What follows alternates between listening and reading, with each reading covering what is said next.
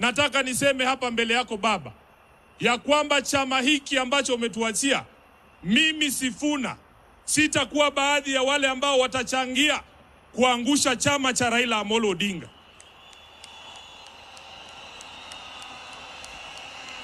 Baba, because ODM is one of your biggest legacies, Your Excellency Baba, I as Sifuna will do everything in my power to keep this party united and together. Even in the face of open provocation, Baba, you know what I am talking about. You know why I'm saying that. Baba alikuwa anasikiza wananchi.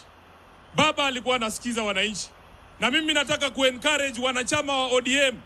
Sisi viongozi sasa tunyamaze kidogo, tusikie nyinyi mnasema nini. Nyinyi mtuambie mnataka tufanye nini na chama cha Baba Raila Amolo Odinga.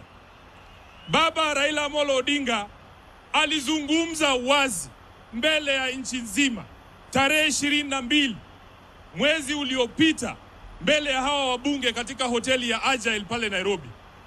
Baba aliongea kwa kinywa chake mwenyewe, na waomba viongozi msiingize maneno kwa mdomo ya mtu ambaye amelala.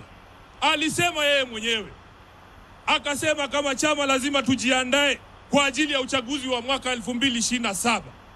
Na wale ambao wanaeneza mambo mengine hapa, Baba alisema, who has told you? Who has told you? Who has told you?